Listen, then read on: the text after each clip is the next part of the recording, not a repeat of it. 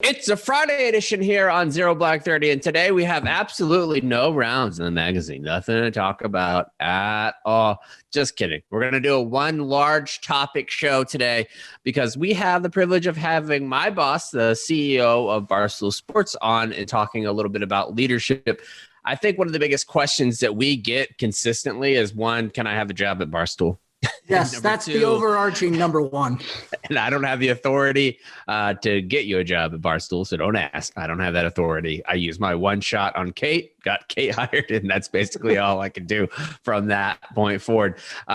So we get talked to about what to do when we transitioned, how we transitioned out of the military and got into our current jobs or what we're doing. So I wanted Erika to come on and kind of tell what she sees, because she's had the opportunity to interview several different veterans who are looking for jobs, and some of whom have gone to like Ivy League schools or really good schools in general, and some of the mistakes that they made. So I think it'll be a really good thing for you guys to listen to. And all of that is going to be brought to you by, we're having a nice little safety brief today, my friends. We really are having a good safety brief, because today's show is brought to you by the National Highway Traffic Safety Administration. Boom. They want to remind everybody to be safe.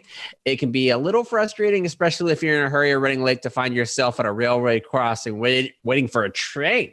And if the signals are going and the train's not even there yet, you may feel a bit tempted to try and sneak across the tracks. Well, don't ever. To the naked eye, trains often appear to be further away and moving slower than they are, and they can't stop quickly. Even if the engineer hits the brakes right away, it could take a train over a mile to stop. That's a wild stat. We got to fucking work on that.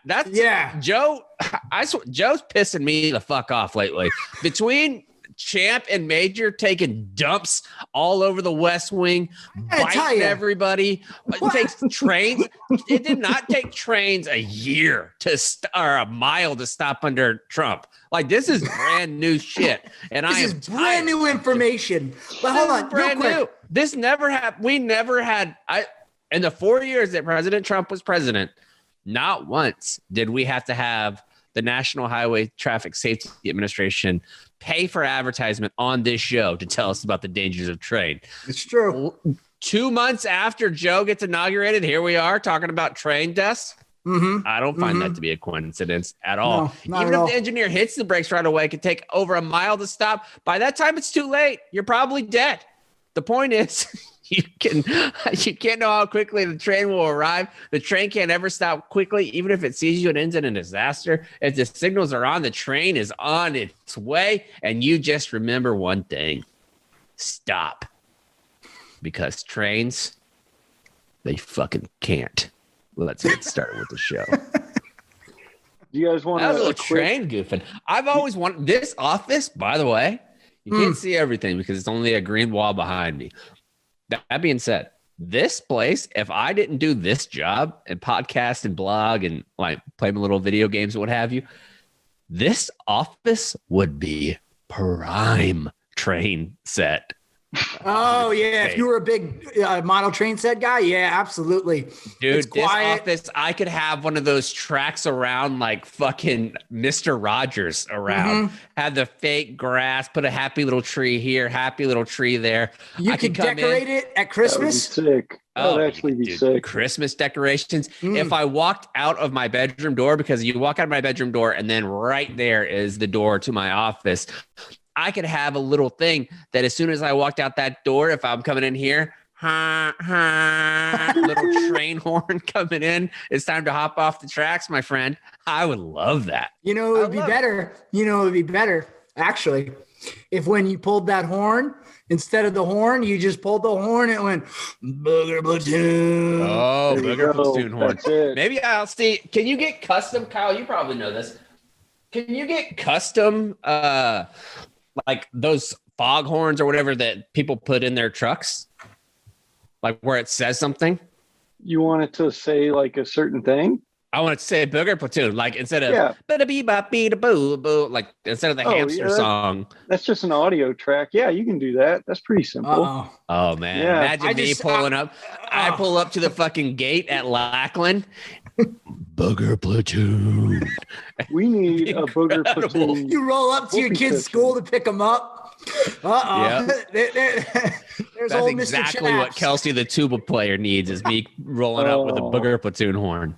That's right. Oh man. Kid in high school, that's exactly what she wants. More reasons to be embarrassed. You guys want a little train track accident story involving the United States Marine Corps? Oh, of course. I have my own.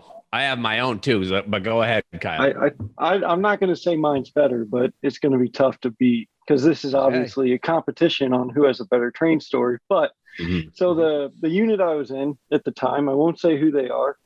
They were in Yuma, Arizona doing WTI. It's this big training exercise. And they had a convoy of trucks going around, came to a train track. There weren't any signs or anything on it because it was really, I mean, it was out in the middle of nowhere on like a dirt road. And they saw the train coming, and the driver in the 7-ton with the 970 trailer filled with 4,500 gallons of JP8 said YOLO and shot across that track as the train was coming. The train ripped crashed right into the 970 trailer. Having jet fuel and just being like, fuck it, and going across. It's one thing to be reckless. It's a whole other thing altogether to be reckless with a whole bunch of jet fuel. Luckily, Well, one of my corporals back in the day, is that the end of your story, Kyle? Oh, no, there's so much more. Oh, not so much, but so the 970 trailer gets sheared off of the kingpin of the 7-ton. Thank God, or else the guys in the truck would have died.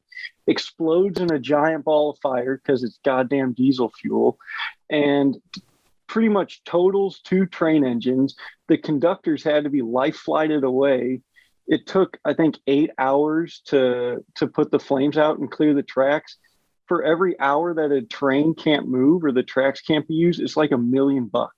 It wasn't able to be used for about 12 hours.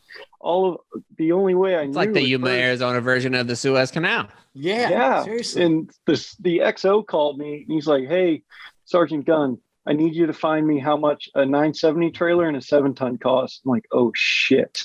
That's not a call you want to get. Yeah. From then on, it was just bad news bears for everybody involved. Anytime a train is involved in like military shit, it's probably not going to be a good thing. I had never really worked as what they would call a road MP, where you are doing like police work. I'd always done dog stuff or like field side MP shit. But after I got promoted to staff sergeant, we already had a kennel master in the kennels, and you basically just don't have 2 staff NCOs out there at the same time. So I didn't want to be the chief trainer anymore. I didn't want to be the company gunny anymore. So they put me in the spot where I was going to be a platoon sergeant, or a platoon commander, actually. So I was a platoon commander, and it was my first night on the road. And I hadn't done anything like police work at all since I went to MP school. I had no idea how to write a ticket. I had no idea how to do like even field breathalyzer test. I had no idea about any of that stuff. I get on the call. I'm working nights for the first time as like an MP. You were working on your night moves? Yeah, I was working on my night moves, and I get a call. Like I'm riding around with one of the sergeants. He's doing like a left seat right with me, so he could show me like the spots that people are like fucking in the woods, and like where are you gonna find these young OCS people fucking in the woods. So I get this call, and they're like, "Hey, you guys need to go back over by PMO, the provost marshal's office, like where the police station is on base." And I say, okay, well, we get there. They're like, there's a disturbance on the road by the train track. I'm like, all right. So I pull up, me and the sergeant are in the car. I open up the door. As soon as I open up the door, the sergeant had been like, we had basically opposite careers, where he had only done MP stuff, like garrison MP work, where he's just a cop, basically. I open up the door and I'm like, somebody's dead. And he goes, what? And I was like, that smell, someone's dead. And he like looks at me completely freaked the fuck out. We walk up to the train track. Sure enough, a Marine had gotten drunk, laid down on the tracks, and got straight up ran over on the tracks. His like blood and guts and head and shit. Like we had to inventory the body. It was fucking crazy. It was like my first legit. It was either my first or second night working, and so. You don't even realize how many jurisdictions there are on train tracks because they can belong to the federal government. This train track on Quantico was on Marine Corps Base Quantico. inside Quantico town, which is a civilian town inside Quantico. It's federal jurisdiction because it's a train track. And you also have county and city. So you had like 5 different organizations that were going back and forth about jurisdiction. Meanwhile, the MPs on the scene, we had to do like an inventory of the body and shit. And the corporal that came out, like he had a lot of experience too. He's sitting there making like these inventory notes and makes note of the Marine's haircut, like that just got killed by this train. And he's like, he's got a medium reg. It looks like it was just cut. I'm like, why the fuck would you put that he just got his haircut like on this sheet? Like, is that going to matter? Like, what a weird detail to put down. That's just full on Marine brainwashing taking place. The only thing I can think of is if there was no other way to identify him, maybe they could go to the post barber or whatever and say, hey, it was pretty clear what had happened. Like he was and he committed suicide because he had like his wallet, dog tags, and everything sat on the side. It was fucking crazy, man. So I appreciate this. Be safe around trains. You never know what's going to happen with trains. They're big time dangerous. Not really breaking news there, but I used to love, man, this is probably not what they want to say. I wasn't waiting for trains at all.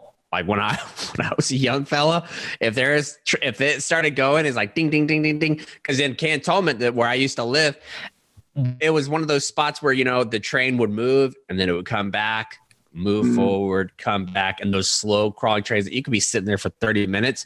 Sometimes it just felt like it might be worth it to die instead of waiting.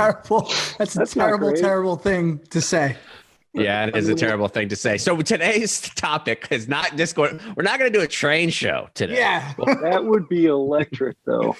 So we have Erika on to talk about job experiences because there's a lot of things that I would have believed when I was getting out. I would have believed this is a good idea because you constantly hear on like job surveys, on internet ads, on ads that come to your door, whatever, that people value. Even when we had the dude from the Wolf of Wall Street, Jordan, whenever he was talking, he's like, people love the military discipline. They love the yes sir, no sir, that they are organized and things like that.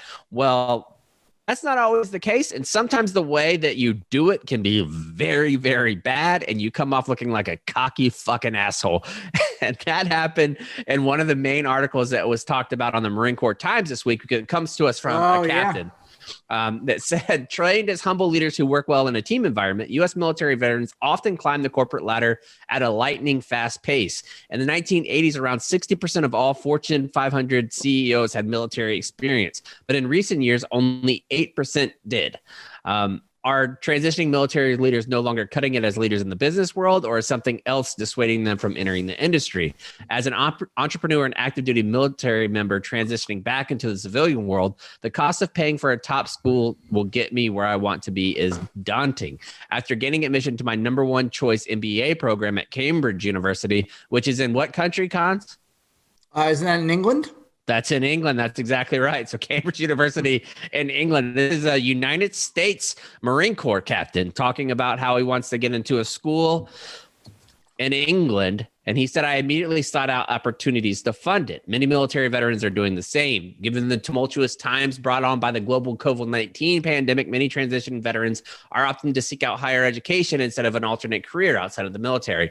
However, the GI Bill alone cannot merely offset the rising cost of private education. For example, a top 20 MBA program can cost $237,000. Now, I have a question for you, Kotz, because you're an educated fella. There has got to be a point where you look at the cost of these schools and you will say, there is not a chance in the fucking world I ever get a return on investment. Never. Gosh, that's tough because I don't have my MBA. I do have friends who have them though. I have some friends who say like, oh yeah, that was good for this reason.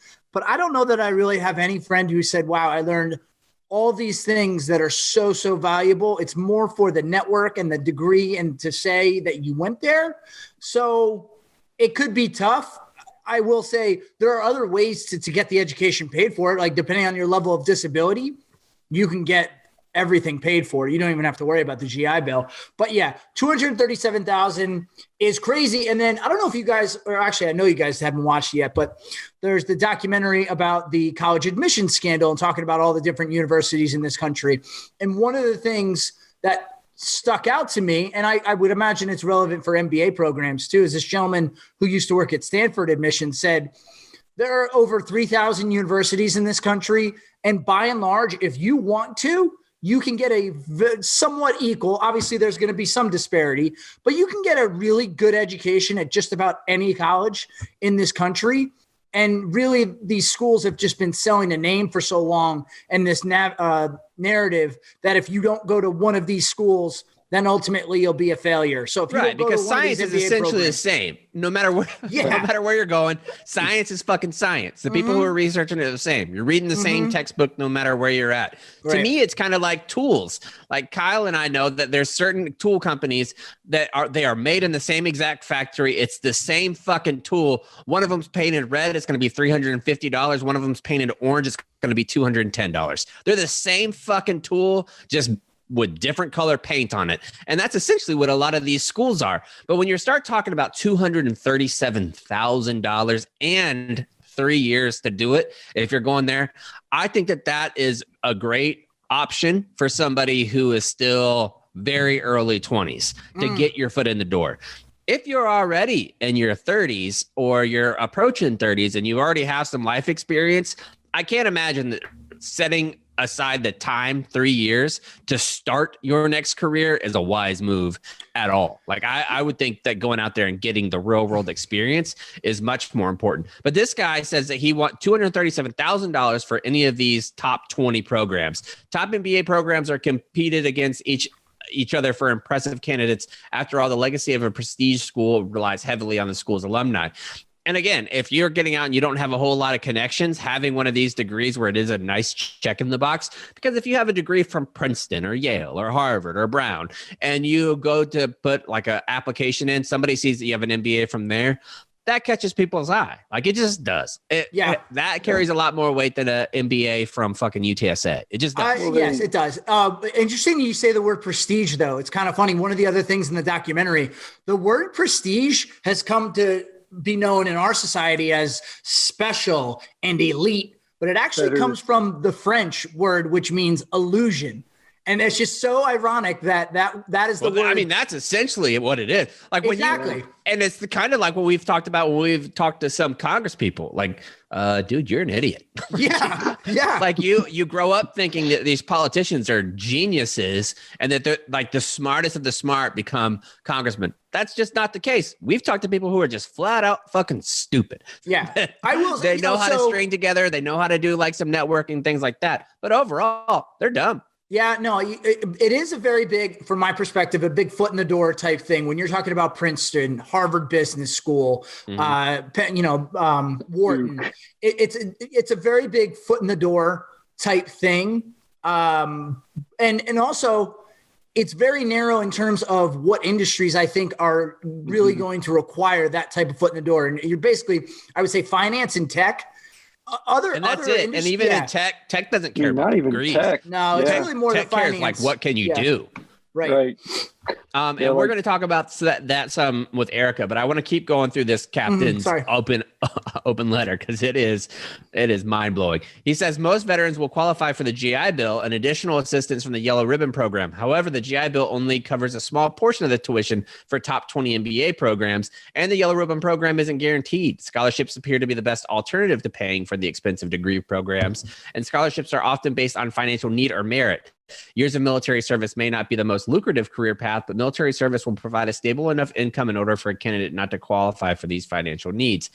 Merit-based scholarships are very difficult to come by because of the result of the sheer number of people trying to apply for them. After earning a master's degree in accounting, working with the world's largest financial consulting firm, serving my country as a ground intelligence officer, and starting my own business, it has still been difficult to receive significant considerations for one of the few merit-based scholarships available. I fucking hate this guy. This guy's the worst. Like you have all this shit and you're still pay for it yourself, you fucking poor bitch. Like don't go to Cambridge. Like it should be for people that are poor. Like if you're getting out as a captain or a major, you made pretty good money like along the way. Like realistically, you make way more than the average person in San Antonio. The median income in San Antonio is $48,000.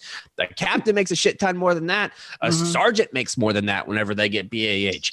So you're saying that you don't have that much money? Oh, I need a scholarship. Don't get that fucking degree from Cambridge then, you dumb bitch. Yeah, there are other options. Why does it got to be Cambridge?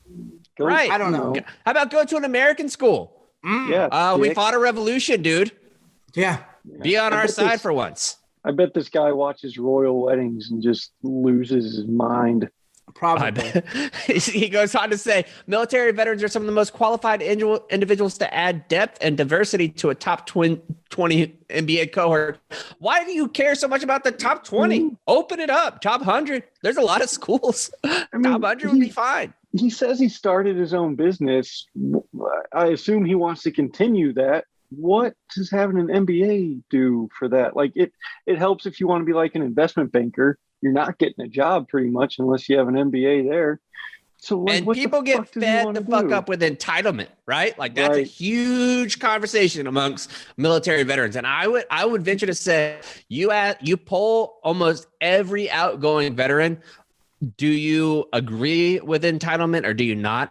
I would bet 99% would be like, no, entitlement's not good. This article is the example of entitlement. Listen to this. He says, however, if a military veteran MBA candidates are struggling to stand out amongst the already crowded field vying for scarce scholarships, how do they pay for the rising tuition costs of continued education?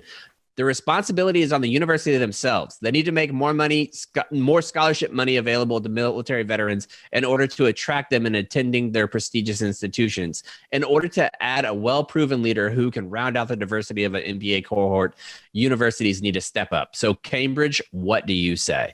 If I'm Cambridge, I say, why don't you take your little letter that you wrote for the Marine Corps Times, polish that motherfucker up real nice, fold it like origami into a little swan, turn that motherfucker sideways and shove it straight up your candy ass. I would say, I don't think it's a 1-for-1. I don't think it's you were in the military, you were a good leader. There are plenty of people, even in leadership roles, that PFC weren't good Winter leaders. was not a good leader. Yeah.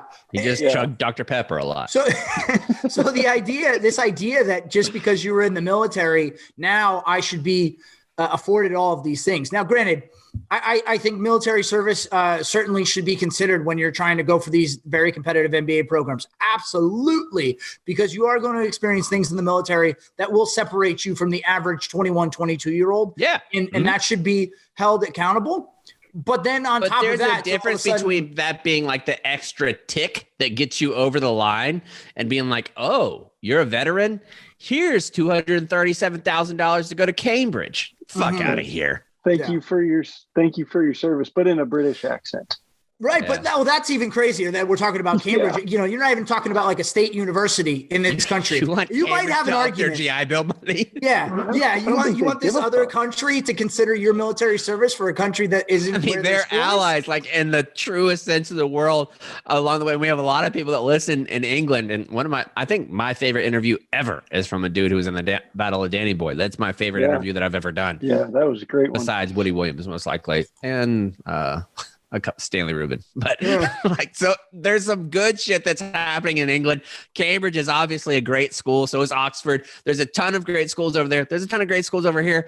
No one in the world wants to hear an officer who has his own business, already has a master's degree in accounting, bitching about his opportunities that he won't have a spot to work or go to school. Shut the fuck up, dude. Can you imagine like if Brian Wood, he's the Danny Boy guy, if he would be like, hey, Yale, pay for my tuition, they'd be like, why the fuck do we care about you? Because it's the other thing. Maybe more so if it's somebody like him. Like somebody like him that has that background. Sure. Yeah. This guy is of no particular importance. Right.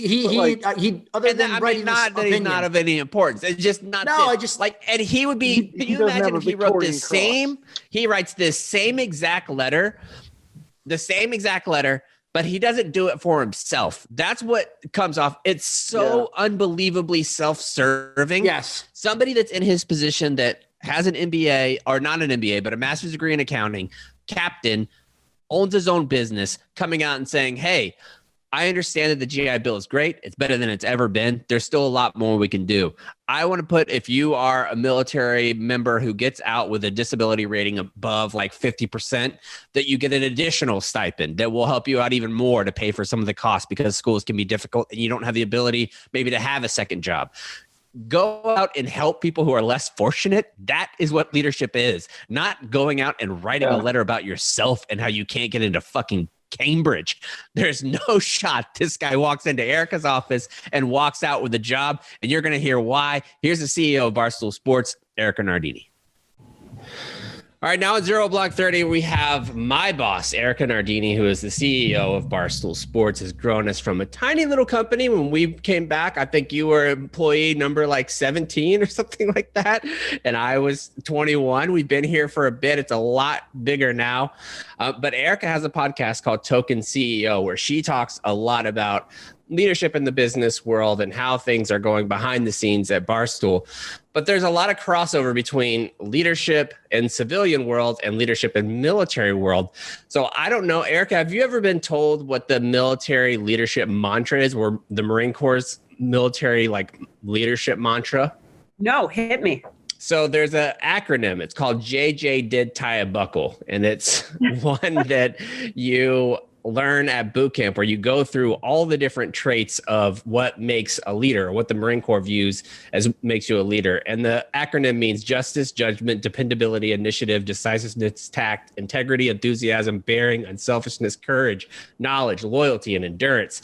Like, it goes through all of these things. Not messing around. It's not messing around. They're not pussyfooting around the issue at all. So I kind of wanted to get your opinion on if you think that this, not only obviously it is effective in the military, but if this is something that you look for when you hire people to join you in the C-suite or in a manager type position. Yeah, I mean, I love the idea of that. I think, you got to earn leadership. I always think that leadership is something that's earned. One of the things that is hard when you're interviewing an ex-military person is, like, one of the first things they always say, you're an exception to this, is I'm a good leader. And it's like, okay, great. But like, can you make the widgets and can you be part of the system? I interviewed a guy the other day and he was like, well, I have a lot of passion. And I was like, all right, well, great. I love that you have a lot of passion, but like, how would you help us move our company forward? So I love the acronym. I like that it's so deep. I like that it starts with justice. I like that enthusiasm is part of it. And I think, the things that I really care about at Barstool Sports anyways, is that we're a pretty fast moving company. We have an incredibly high degree of risk tolerance. We are extremely comfortable being uncomfortable. We're comfortable making other people uncomfortable. I think we're very definitive and decisive about, and even if it's the wrong decision, we've made a decision, which I think is a good. And that's very military too. It doesn't matter if the way that you're doing it is the right way. Act, like do something. Act. That's right. So I would agree with that. I think the things that I care about for leaders at our company are, do you have a vision? Like, do you have a vision and a plan for where you want to go? Are you a person who can get other people to buy into your vision and want to follow you? Are you able to execute with excellence and really execute with excellence? Are you consistent? I think one of the things that make great leaders is consistency. And, I think people don't like when they don't always know what they're going to get. And to really move a large company forward or a platoon forward or an initiative forward, you need to be consistent because people need to know what they're showing up for and feel good about it, or at least buy into the vision of it. So those are the things that I care about. And then obviously people need to be good at what they do and understand the core function, their core function. Yep. And I get a ton of emails all the time of people who are getting out of the military or transitioning out, and they have this idea of what somebody in your position as CEO wants to hear whenever they get out. And there is almost, and I don't want to say delusions of grandeur, but there is a lot of delusions of grandeur when people get out of the military, where they have been, you're 25 years old, you're in charge of 200 people, and you're able to do that effectively. That does not transition well to the civilian world right away. You have to absolutely earn it. So I want to kind of go through some of the things that the military teaches you about interviewing and going up for a position, and see if you think that that kind of thing would be effectual if somebody was interviewing with a position with you. Okay. So when you go, we have these things called board Marines or board soldiers or whoever. So if you're going up to be like the non-commissioned officer of the quarter, where you go in and you get asked questions, it's essentially like a Jeopardy style of trivia, questions about leadership, things like that. When you walk into a room, they want you to have a commanding presence when you walk into a room. So if I'm teaching somebody how to do this, they come in, I want you to fucking slam the door behind you. Like you walk into a room, you shut that motherfucker hard, and then you go and the room. Yeah, you command presence in the room. Somebody does that. Let's say they're interviewing for a lead producer role, and they come into your office and they slam the door. You're probably taken aback. Totally taken aback. That's also so masculine. Right. Like, just so antiquated a little bit, which is, I'm all about having presence. I think you need to be confident. You have to project well. You need to be articulate. You need to look like you have your shit together. And you need to be convincing. You have to convey who you are and why someone should listen to you. And you need to be convincing in whatever lie you're making up about what you've done. But I don't, like, if someone came in here and slammed the door, I'd be like, okay. Hardo. Yeah, totally.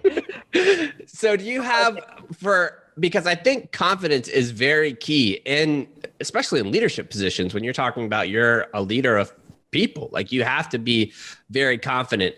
Do you think if you came in and you saw somebody's resume on paper and you saw that they were a military member and or a veteran, that could come off as, if you're a military member, it's almost like, ooh, no. Where a normal person coming in doing like, oh, that's confident, this guy might be cocky?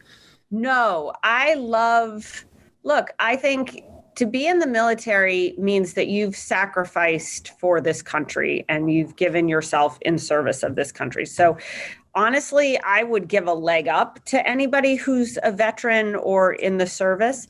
I also have a lot of empathy because I've seen it firsthand. My dad was in the military. My best friend married someone from the military. And one of the hard things I think about the transition from being in the military to having a desk job is there's so much in a lot of ways, there's no freedom in the military. And in other ways, there's so much freedom. You're very active. You're exercising constantly.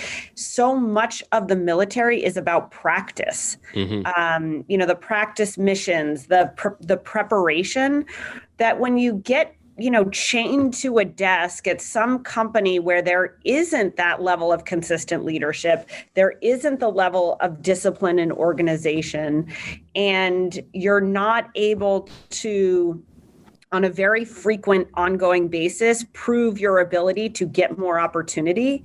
And that opportunity comes like in a prescriptive cycle. It's extremely frustrating. So I think that's hard. I have a lot of empathy for anyone from the armed services or, who's currently in the armed services and looking to do their next thing. I have a lot of empathy for just the change in your life. And it's also very difficult for me, for example, working at Barstool, coming from a Marine background where everything that I was going to do that day basically was decided for me for the most part before I got there. Then coming into a situation like Barstool, being remote at Barstool, which could not be more opposite of that. Like everything is based on my personal initiative, what I need to do, and learning how to balance those things is by far the most difficult thing I had to do transition-wise. So hard. and it's also very insecure, like it's hard to be out on your own. It's hard to have, especially when there's a pandemic and you don't hardly see or talk to anybody. Totally. I completely agree with that. And you've done such a great job of it. And you're in some ways, you and Kate are so funny to me because Cons to me is more like stereotypically military, right? Like he's got the crew cut, like we're high and tight. All of you have incredible manners. I would say better manners than anyone else here. We don't call you E on Instagram rants. Don't call me E on the Instagram rants. Shitting on my partner. But anyways, but I also think you and Kate are such weird brains. Like I think of you and I think of a wild color pants and a beard that used to go on for miles, So I also think that there's a lot of, just because you're in the military doesn't mean that you're a cog, and it doesn't mean you are a, complete rule follower, or you're anal, or, you're one dimensional. And, that's what I really hope for military. One, I think this country is going to have a hard time getting people to go into the military. I think our military has a recruiting problem and a marketing problem right now. And then two, I really am hopeful. It's kind of like me being a CEO of this company. Like people are like, who the fuck are you? Like, you don't have any of the experience it takes to have this job. Like, you didn't come from sports. You don't have a business degree. So I also am really hopeful that people from the military someone's going to take the chance on them. Somebody took a chance on me. We took a chance on you. It's been awesome. But just that people take a chance and people are open to seeing the whole person. So if somebody was walking in, let's say they're not necessarily a high level position, a pretty entry level, they want to make content, they just got out. What would you want to see? What type of personality traits do you want to see from somebody like that? I want to see people approach us all the time this way of, I would be a great blogger. I would be, I want to bring my ideas to Barstool. And my next question is always, well, what's the idea? And then it usually breaks down very, very fast. So it's like, well, my idea is that I could create this thing about the thing about the thing. And I'm like, well, have you done it? Yeah, that's what I always say. Fuck you, show me. Like, I don't care what you say. I don't care. Show me it. You can say, I'm going to make this video series. Show me it, even if it's 2 minutes long. Totally. So show me is always the first thing. So what I care about is people who have opinion, people who have weird brains. They're creative, highly creative, funny, obviously. People who are highly authentic and relatable, who are able to do the thing and talk about doing the thing at the same time. And then people who have enough initiative where they didn't do it for money. They didn't do it for fame. They just were interested in whatever the thing is that they're passionate about, and they're making content because that's all they know how to do. I can't stand when we interview people, high or low, and they're like, well, if you pay me, I'll do it. And I'm like, if it's only ever about the money for you, and granted, I get that some jobs are just about the money. I've had jobs that are just about the money, but if you don't have a drive in you that you need to do the thing, then you're never going to be as good as the guy or girl next to you who does. And I think that's a huge plus for military folks, because you'll never hear a military person say, well, that's not in my contract. I'm not doing that. Right. Like you get asked to do something and you fucking do it. So what has been, I'll put you on a spot here a little bit, your biggest leadership challenge that you've had to overcome at Barstool, and how did you do it? Oh, there's been so many leadership challenges. When I first got here, the people. Yeah, the people. When I first got here, I was a woman. These guys were not in good shape. They didn't like one another. There was a lot of tension. There was a huge amount of uncertainty, and there was a complete lack of communication. And there was a huge feeling of, I would say, apprehension around Barstool Sports. Excitement, certainly. The Chernin Group had invested. There looked to be a future. Nobody knew who was going and who wasn't. Nobody PFT knew. had just showed up, big hire. Part of my take was going on. Correct. And no one knew if we would make it or not. And so I think, one of the early leadership challenges was getting Dave to trust me, getting Big Cat to trust me, getting Kevin Clancy to trust me, K. Marco, really understanding who they were, understanding what they wanted, understanding the dynamic that they had with one another, getting them to listen to, hey, here's what my vision is, here's what we're going to do. Adding hiring, being like, we don't have this skill set here. We don't have this person here. We need this person. So, and then I think I think a really big part of that was I decided as a leader, I was going to be 100% all in. And not even as a leader, as a teammate, I was going to be, as someone else in the platoon, I'm all in. So every day was at the office, or when we didn't have an office, I was in the coffee shop. So military perspective, you're PTing with the troops. Definitely. You're doing it too. Definitely doing it too, because I needed to learn them. I didn't understand a lot of the language. I didn't have all the history. I didn't get all the jokes. I didn't have eyes for where they had come from. And I felt that the best way to get eyes was to be immersed. Big mistake when you ordered first lunch was Cheese Boy for everybody. That was bad. Bad. Yep. So there have been a lot of leadership lessons, chaps, I would say. Yeah, and I think it is interesting to see, and I think that every single battalion commander or sergeant major who would be listening to this would agree on small unit level, like that it is so important to know the people that you're with. And if they don't know you, they're not going to trust you. And correct. I can't imagine what Barstool would be if you had the mentality of a lot of CEOs where you come in and you're like, okay, you hired me. It's going to be my way or the fucking highway. This is how we're going to do it because I say this is how we're going to do it. Would not work here. And I think you knew that right away. Yeah, absolutely. I also think, I met with someone this morning who worked at another Chernin company, and I was talking about a former CEO that they had worked for. And I was like, how's that guy to work for?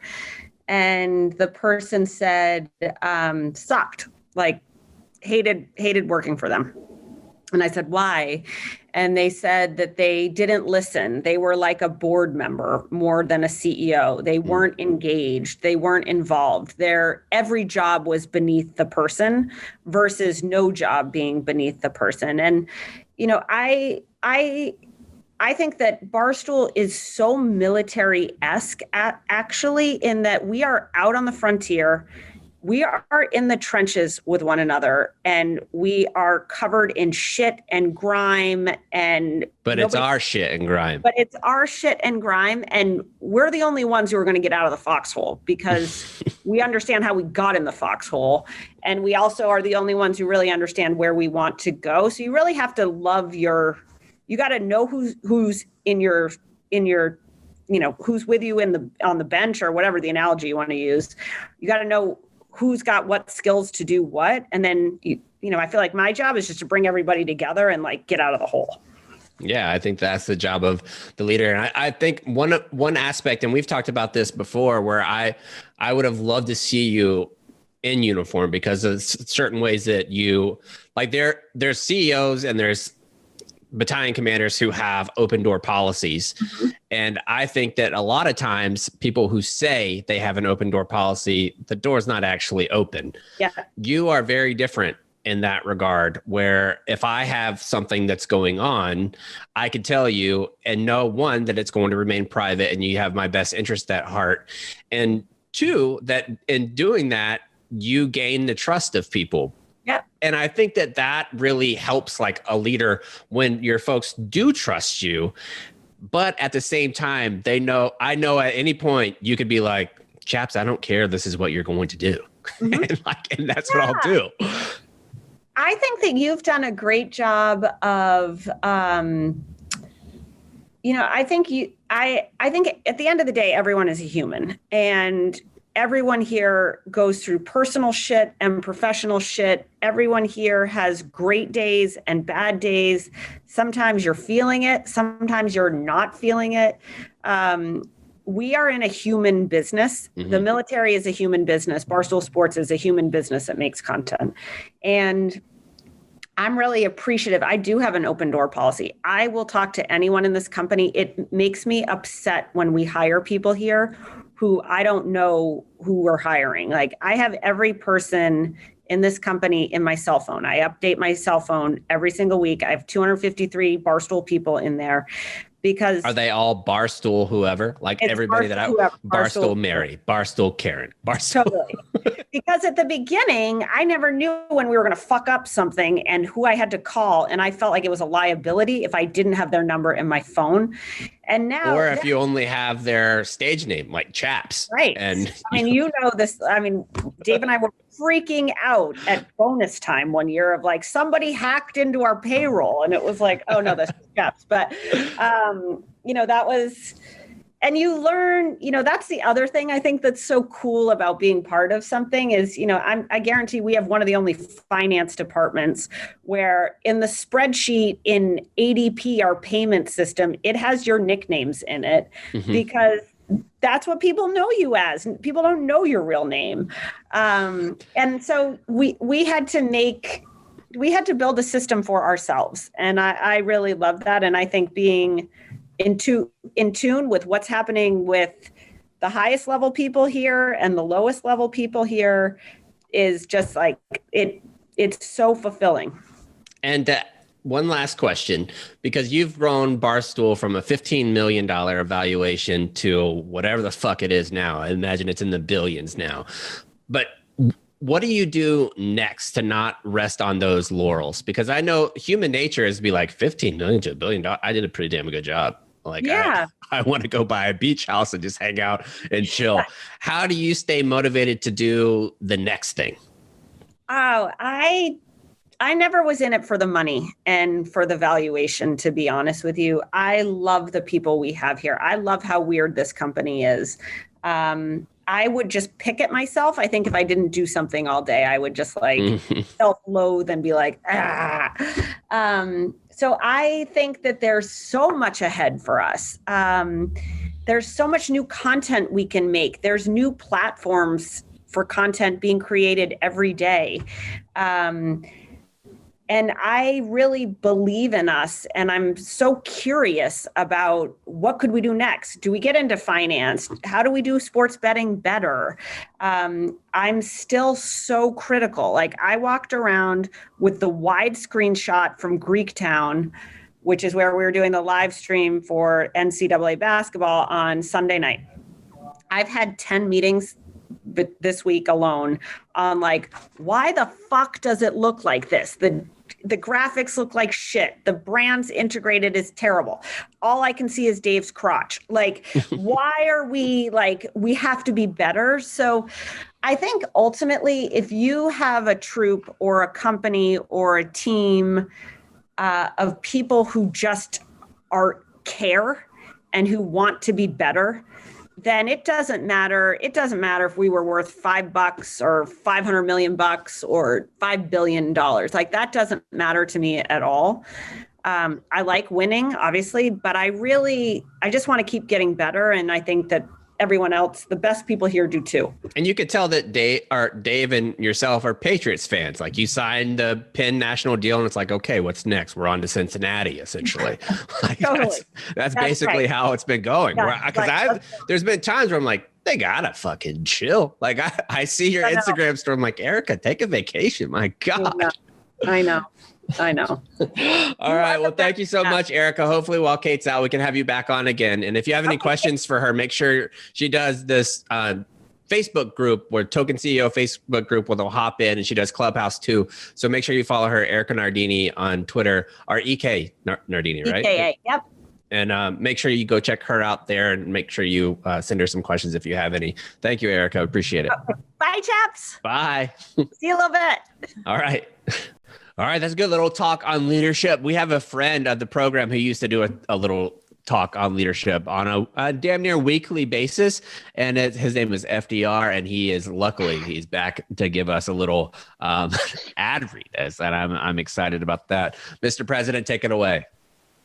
If you have 30 free minutes, you never have to worry about a break-in at home ever again. That is how quick and easy it is to set up a security system from Simply Safe.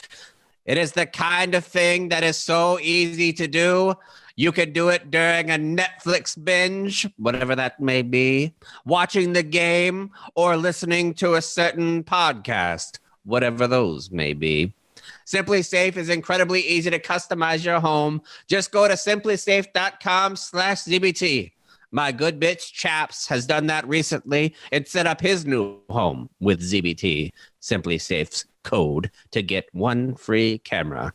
It'll get to your house in about a week, as Chaps can verify, which means by this time next week, your whole family can go to bed knowing your home is being guarded and not by that scoundrel, Major Biden. It's easy to assume everyone in your house already feels safe, but they might not, and it's worthwhile to talk about. And Simply Safe is a small, easy step to make sure everyone feels safe at home. Go to simplysafe.com/ZBT today to customize your security system and get a free security camera. You can also get a 60-day risk-free trial, so there's nothing to lose. That's simplysafe.com/ZBT. All right. Wow, So we talked to Erika. President. Thank you. Yeah. So we talked to Erika about what some of her thoughts, and shots fired at Cons. All right. Her saying that Cons is the stereotypical veteran. Oh, that's not great. I've yet to hear this interview, so I don't really know the context, or if you're just cool with me or what. I've been keeping it. I did it yesterday. I haven't sent it to the Kyle or Cons yet. So she basically says that we have like a podcast where you essentially, whenever somebody comes to Barstool and they will ask about having a job, so many people will be like, oh, I have this idea. I have this idea. I have this idea. And essentially it's been forever. Fuck you. Show me. Like, show me what the idea is. And she was saying that we have people in like golf that it's not traditional golf media where it's Trent and Riggs and Frankie and Lurch, where they're doing their own thing, covering hockey in the way that Biz and Wit do it. Like, it's just so totally different. She said, military wise, you have our group, which has some weird branch. She's like, well, Cons is very straightforward veteran. And then you have you and Kate who don't exactly fit the mold. And I was like, you're exactly right. Yes. Like I think that Cons is by far like the most Venn diagram center of the Venn diagram for veterans that we have on the show, for sure. And that's not a bad thing. It's not a bad thing at all. No. Yeah, and now hearing that, I don't know that she would. Knowing her, I don't think she said that to be malicious in any way. But she wasn't trying to be rude. No, I know. No, but if you just look at she doesn't bust your chops. I do. Yeah, exactly.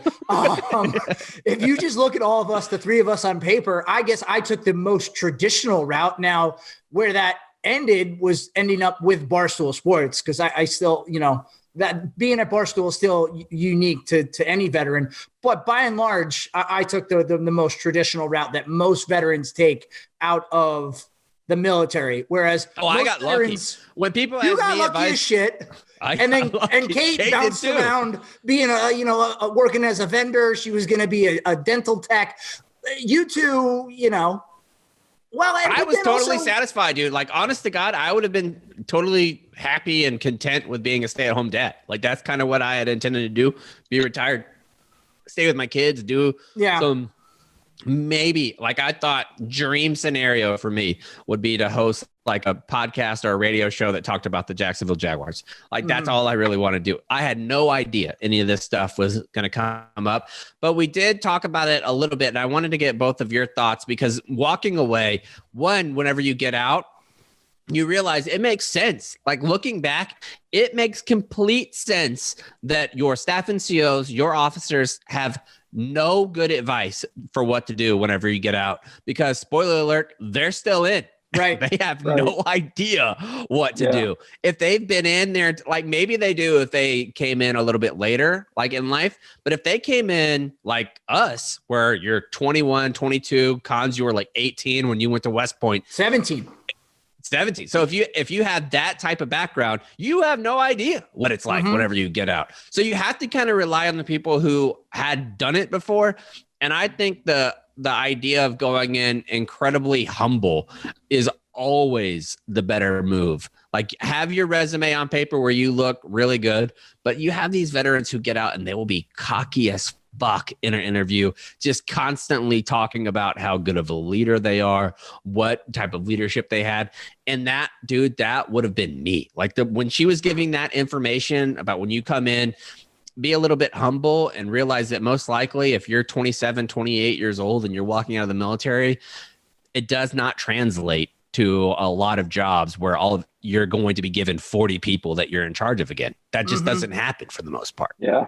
Yeah, no, you have to not start at the very bottom, but it is unrealistic to think that the level of responsibility that you had as a staff NCO or as a 22, 23-year-old platoon leader is going to automatically be the same level when you walk into the business world.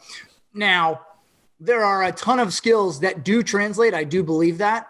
Oh yeah, for sure. But you can't expect to have that level of responsibility immediately. You have to then and you can't expect the same level of privilege too, because you work your dick off to get to the spot where you no longer have to take the trash out at the end of the day in the military. Once you become a sergeant, when I was a staff NCO, if I saw a sergeant touch the trash, I would be fucking furious. Like you don't take the trash out. The Lance Corporals, the PFC, they take the trash out. So then whenever you get to the civilian world, and let's say you become like a shift leader somewhere, you still have that same mentality where I'm not doing some of this grunt work. Dude, you've got to go into every single position when you first start with that PFC mindset of I'll do fucking anything that's asked and I'll do everything that's not asked too. Yeah. And it's interesting. I think part of the reason so many veterans now, when they do transition and they might end up in interviews where they're coming off as extremely cocky, is also a byproduct of our country and the outpouring of support that this country has had for veterans since 9/11. And I sincerely appreciate that. But I think it's then skewed that we walk into things and walk into job interviews and think, well, I'm the best option you got. No matter what I say, I'm the best thing. And at the end of the day, while your service is greatly appreciated and can translate, you still have to understand what we're talking about here, that, okay, that's great. You have all that experience and a lot of skills that translate, but you've never done this job. So how can you expect to just be the best coming out the gate? This way. Let's just act like you've been hanging out and you are the product of a beautiful French chef who knows how to cook the best carrot cake cupcake that you've ever had. The carrot cake cupcake is so delicious, it doesn't need to be icing. Like there doesn't even need to be, you've made yourself so appealing that you don't even need icing. But then let your veteran service be that icing on top of the cupcake that you've made yourself. Like get as educated as you possibly can, get ready as much as you possibly can, and then just let that stuff speak for itself. Because if you plan on that carrying you forever, it's just not going to work. It's not, unless you can start a military podcast and talk about it every day. That's actually a good avenue. So if you wanted to take that route, go for it. But I will say one of the things, and I actually just had this conversation earlier with a guy who's transitioning out of the military.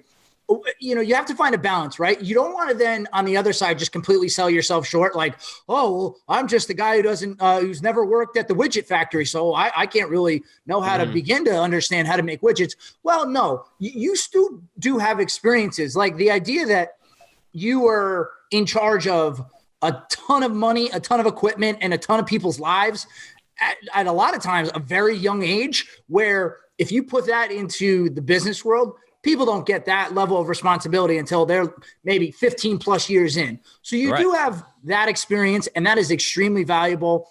And when you say it that way, it is shocking that the military can even function. Right? I mean, the things that we put 25-year-olds in charge of is insanity. I mean, I was 23 and in charge of $35 million worth of equipment and 33 other people. Are you kidding me? Dude, I was 23 years old and being like, yeah, no, the vice president can walk in. There's definitely not a bomb in here. Yeah. Oops, yikes. We train and you hope you're prepared to be in those situations and then listen to and surround yourself with the great people around you. But at the end of the day, being that young and in charge of that level of responsibility is a great asset to take into a job interview. And being in combat, I can tell you how, now, having worked in the civilian world, not once have I ever been shot at in the civilian world. So being able to complete a job when and that's saying something, because you've worked in New York City. Exactly. Yeah. I have worked in New York City my entire career. So, to have that experience of being under severe pressure and still having to get a task done, that's another skill that is highly valuable. So you have to find that balance of, yes, I do have experience that can translate, but I'm not the greatest thing ever, and figure out how do you sell yourself to be a value add without sounding like a complete jerk. Well, I'll tell you one thing you got to do. You absolutely have to man the fuck up. Like, that's just one part of it. Man TF Up is dedicated to helping you keep your man card current and active. While Father Time is constantly trying to kick you in the nuts, Man the Fuck Up helps you fight back. Our all-natural, highly effective supplements are designed to work with your body to provide results. Man the Fuck Up is more than a brand. It's a movement. There's no hiding the fact that guys nowadays need to man the fuck up. Quit your bitching, stop your finger pointing, and man the fuck up. No beard filter on social media brings light to the idea that beards can be weak-chinned. I saw this picture. Speaking of that, there's this dude who trains with Magnuminoff. What's that dude? Khalid Magnuminoff? The dude, the fucking UFC fighter. Yeah, I kind of know who you're talking about. Whatever. No, I'm talking about, what the, how the fuck you say his name? Khabib, I'm not really sure. Khabib, something. Yeah, he's from fucking somewhere. Well, yeah. He has this Russian trading partner who this dude has like this thick fucking beard, man.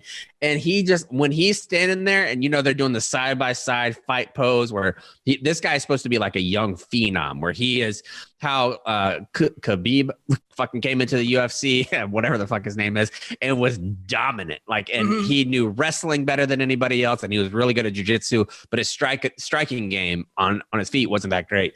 This dude is apparently everything that he is as far as wrestling and jiu-jitsu, but can also strike like McGregor, like use the same angles and flowing and things like that. He's supposed to be just this unbelievable force. Well, they show his picture and he's constantly has a beard and he's looking down somebody's face and he looks intimidating as shit. They posted this picture of when he was like 19, before he had a beard, before he could grow a beard.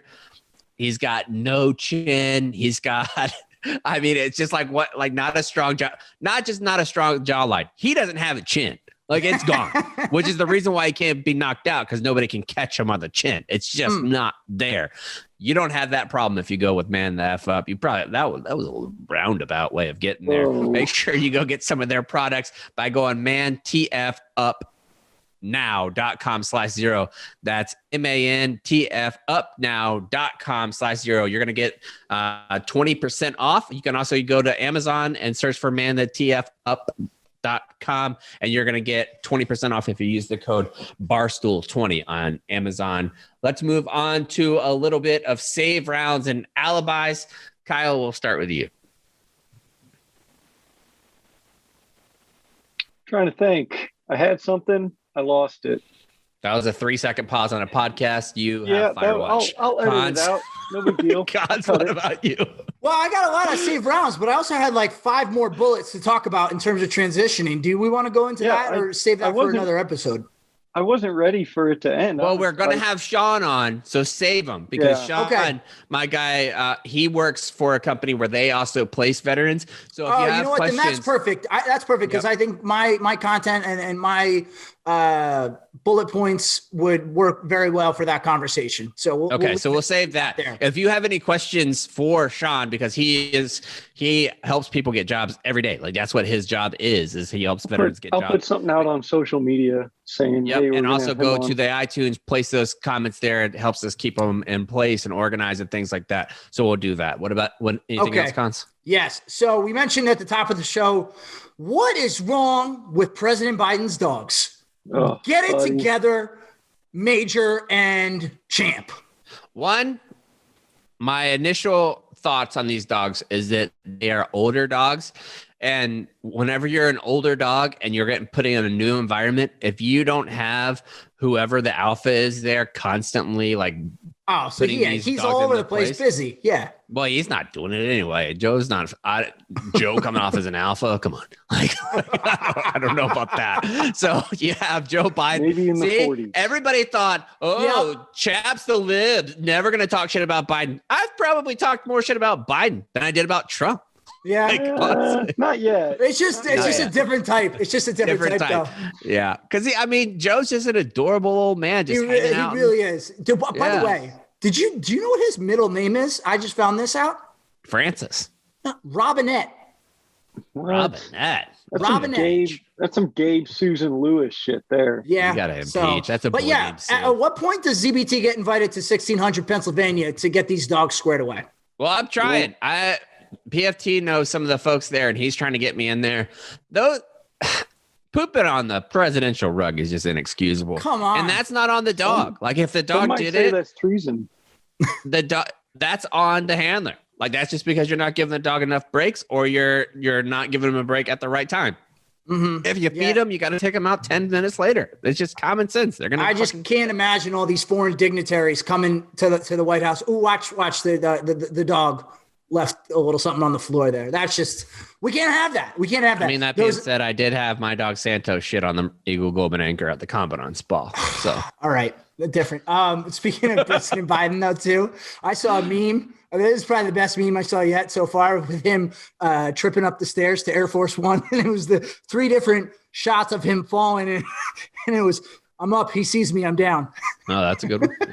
Yeah. Two more things quickly. I had a call with my insurance carrier, which is USAA. Gosh, they're just, I don't know. People have their thoughts, but I just love those guys. No free ads. No free ads, but strike that from the record. Yeah. Anyway, and then finally, unbelievable. In the middle of, we just finished 3 episodes so far. I think, Chaps, you would really like this show. I have to mention it. Stanley Tucci Searching for Italy on CNN. It's this series. Why can't they find Italy? It's on a fucking map. It's right there. Is it the second lieutenant? Imagine the second lieutenant's hosting. The whole show is just Stanley Tucci in a room, and they just hand him maps and they say, "Find us Italy." No, but so it's him going to the different regions Italy's of Italy. Fucking Waldo.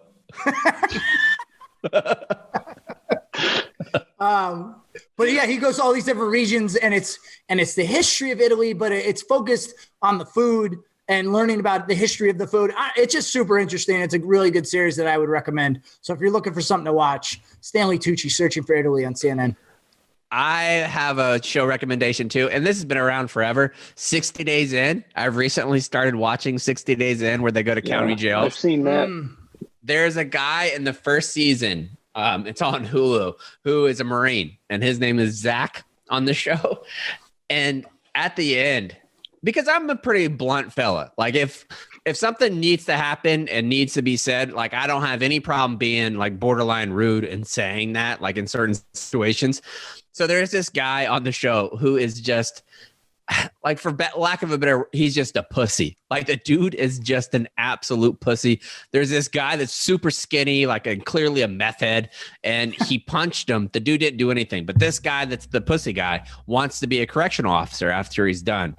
Well, Zach, the Marine, they have like this, at the end of Real World, the Road Rules or whatever they have, where everybody gets together and they have their talking thing. They do it on like that Real Housewives. Well, they do the same reunions. kind of shit. Yeah. Right. They do like the reunions where they talk. And Zach gets asked about the guy who's a pussy being a corrections officer. And Zach goes, he's like, well, what do you think? Could he make it the host says, what do you think, Zach? Could this guy make it as a corrections officer? Zach the Marine looks dead ass in this guy's face. And he is like, look, this is no slight against you at all. Which if somebody says that, a huge it's slight. coming. Here comes the slight. Yeah. So he says, no slight against you. But if I was in a scuffle or a fight in a prison and I called for backup and you showed up as my backup, I would immediately call for more backup. That is a gigantic slight. That's pretty big. The guy just goes, well, you're entitled to your opinion. Well, that's just like your opinion, That's how you man. prove your toughness. You're entitled to your opinion. Like, God damn, dude. And then he goes on. The guy clearly is hurt by this comment because you could be the toughest fellow in the world. If somebody says, you're my backup, I need more backup, that hurts. Yeah. That stings, yeah. And so he then says, I just got to be honest. You're not the type of person that I'd want to put my life in their hands. So he just kept going with the insults. Yeah. And I think he was trying to make himself feel better about the meanness that he just had. But I go, when I was sitting in bed, I sat up and I was like, oh my God. And my wife said, if you have that reaction based off the type of person that you are and where you work, that was just flat out mean. Mm-hmm. I was like, yes, that is one of the meanest things I've heard somebody say to another grown man in a long time. Secondly, my second save round, I got a mini split in here in my new office. It's a little air conditioner, not like a window unit. I'll show you guys. Not like a window unit. Do you see it over in the corner? Yes. A dream, my friends. It no electricity hardly at all. It doesn't cost hardly any electricity to run. It's 78 degrees in here, or 68 degrees in here. I was going to say 78 doesn't sound comfortable at all. Because it is cool all the time. But the problem was with this room, there was no ventilation. So it was a little bit humid in here. Yeah. And so I shut the windows, put this thing out, it sucks all the humidity out. This place is a fucking dream now. Yeah, that's what oftentimes that's what you have to do in basements is you got to have the dehumidifier. Yeah, it's really helped out a shit ton. So I've loved it. But that's really it. We have on Tuesday's show, you're going to enjoy that one. Cons is going to be taping from North Carolina where he's going down to the Barstool Classic. If you don't follow the Barstool Classic and you haven't seen anything about it, it's an incredible event. Like what it's grown from since the first year until now, this is year 3. Briggs and the Foreplay boys have just done an unbelievable job. They're going to some of the best golf courses in the country. I think there's 25 stops this year, which is insane. Yeah, it's nuts. There's a shit from all over the place. They're in North Carolina. They're going to be in Wisconsin. They're going to be in Minnesota, Vegas. They're going to be in Arizona, LA, Austin, Dallas. They're all over the spot. And if you haven't seen any of their content, they always have great things. Like they'll have a putting contest that they'll do where last year they had Angry Cops actually came out. The Instagram guy, Angry Cops, who was an Army drill sergeant, he came out and was yelling at people while they were trying to sink long putts. Very effective. Turns out that civilians get rattled with that type of thing.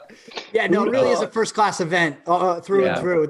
I haven't gone. I'm excited. I put down my little wish list. I want to go to Wisconsin and I want to go to Minnesota as the 2 golf courses that I want to go to. And then I'm obviously going to go to Austin because it's close. But I'm excited about that. Trent sent me a set of golf clubs. So I'm back in the golf game. Wonderful. I live really close to a Palmer course, so I'm excited about that. It's getting to be summertime here. By the way, Palmer course, Arnold Palmer, dead or alive, chaps? Oh, he's dead. Yeah, Sad, the golden bear. Up in the sky with Bob Dole and Bob Dole's still alive too. Shockingly enough. So are we, but we'll be back on Tuesday when we will have the fella who starred in I think it won an Oscar, the Oscar documentary series or documentary Free Solo. He is going to be on the show. Alex came on and I talked to him this week. He's a great dude. You're going to hear his interview on Tuesday. We'll see you then. It's on the retreat.